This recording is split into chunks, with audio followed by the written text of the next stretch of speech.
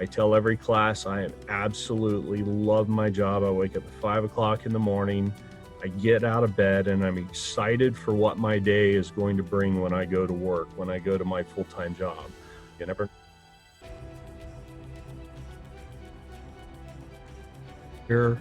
I've been doing this for quite a few years. I actually started in the fire service in 1994 as a volunteer, and got all of my training with one exception, with very few exceptions, through C-TEC. My initial trainings of EMT and the 36-hour volunteer fire course were both through C-TEC. And then I went on to get my professional fire certification and my paramedic certification, and got hired by the very same department I was a volunteer with, and have been full-time with them since 1997. I started teaching with C-TEC, I believe in 1998, just helping out with classes, and then eventually becoming a full instructor.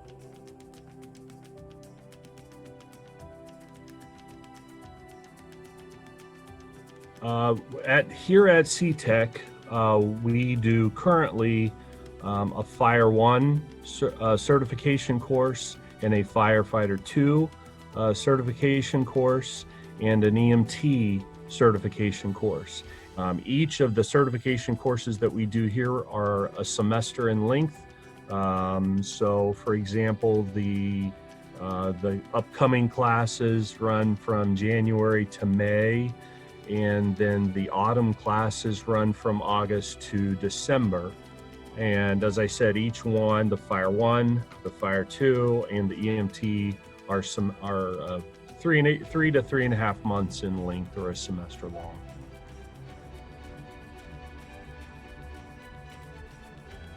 In order to become full-time, because EMS is approximately 80% of what we do, you need to go on and get your paramedic, which a paramedic certification is anywhere from a year to 2 years, depending on who you take it through.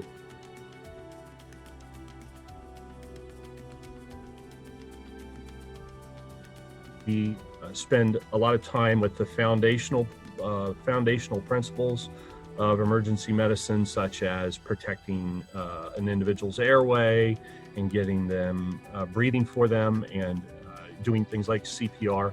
We also spend a lot of time discussing and training on the various airway adjuncts that we can use to assist an individual with their airway and breathing. We also, in the EMT, spend time with the mobilization of fractures and the spine. We also spend some time with removing victims from vehicles that are involved in auto accidents, controlling bleeding, you name it. It's a very well-rounded 3.5-month crash course in pre-hospital emergency medicine. The fire courses, the Fire 1 spends a lot of time. It's actually a slightly longer course than the Fire 2.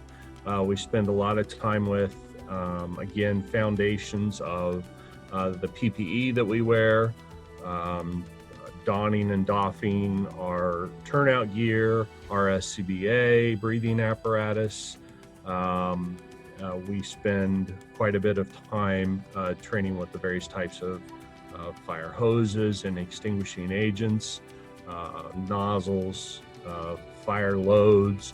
And then both the Fire 1 and the Fire 2 kind of finish with a lot of burning. The Fire 1, obviously, we're doing more fundamental firefighting tactics where, we're just training an individual to take a nozzle in as safe a manner as possible into a burning structure, and fighting car fires, and just some of those basics. We spend a lot of time with fire extinguishers, auto extrication. Auto extrication is actually a component of both Fire 1 and Fire 2, as well as I explained before, EMT. And then the Fire 2 spends a lot more time rounding out that individual as the complete firefighter.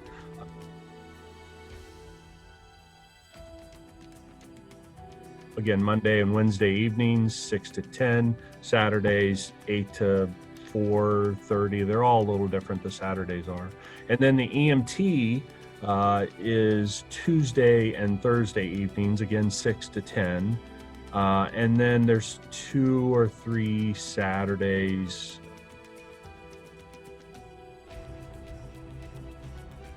The individuals coming into this program have to be able to follow directions first and foremost. They have to be a disciplined individual.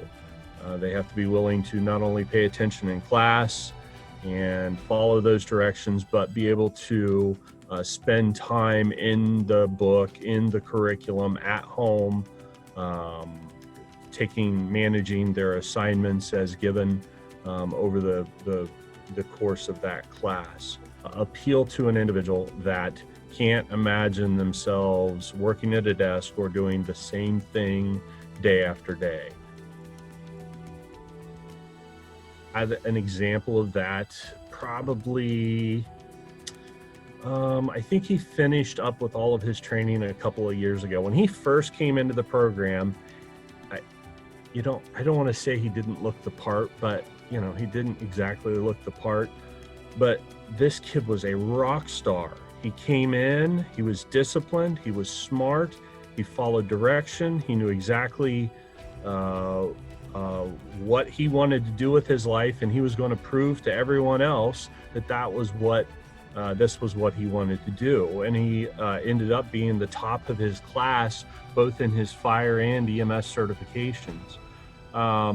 And I talked our bosses, our administration, higher administration, into kind of bending the rule and giving this kid a chance, and we did. And fortunately, he finished his medic school just fine, as we suspected he would, passed his national registry, and now he's full-time.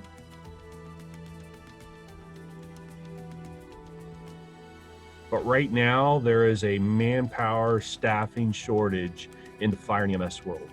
So I think maybe even more incentivizes a potential student taking an honest look at this trade. There are a lot of college degrees out there that one could argue, even with a successful career in college and that degree in your pocket, does not guarantee you a job. Right. This isn't that.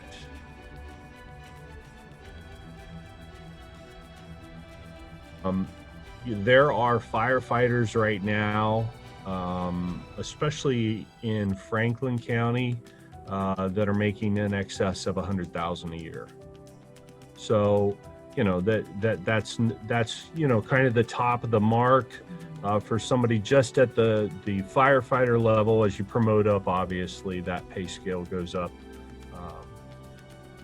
pretty commensurate with that rank. But it's not unheard of to have a firefighter making $60,000, $70,000, $75,000 a year, as long as they have both the full Fire 1 and 2 certification, as well as their EMT and paramedic certifications. So,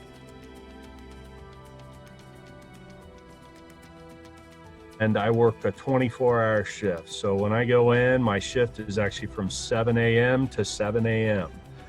So myself and the guys that work for me, my crew, we're there for an entire 24 hours, and then we go home for 48 hours. So it's a 24 on, 48 off shift. And that's the most common fire department shift you see around here, or full-time fire department shift. Obviously, there are part-time departments that do 12-hour segments, or maybe some there's actually part-time departments that do 24s as well.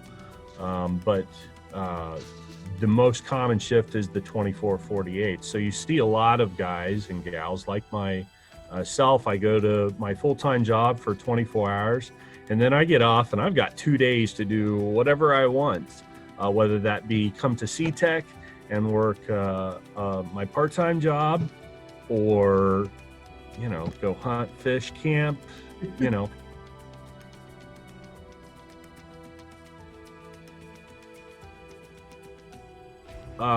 There are probably two important steps that they need to take. The first would be to reach out to me via my email, and my email is emiller@c-tec.edu. When you email me, I'm going to send you a whole lot of information at the outset, because obviously there are things that you need to take care of ahead of time, such as getting a physical. There's a background check, an FBI and BCI fingerprint background check that all of our students go through. There are a couple of short online courses that we ask students to take prior to coming to class, and I'll provide them with those links. And there's some other information in there. Once you email me, I can provide that to all of the prospective students.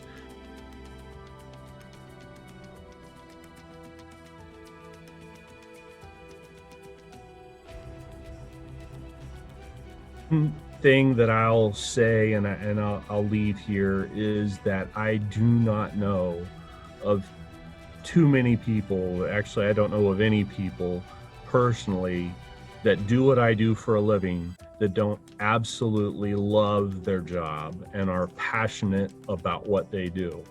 And there are a lot of people out there working a lot of trades that cannot be said the same for. I love my job. I love what I do. An extension of that is coming to C-TEC and training other, the next generation to do that. And that the same can be said for all of our instructors here. They're passionate. They're good at what they do, and they have such a love for it that they come here and they pass that on to the next generation of firefighter and EMT.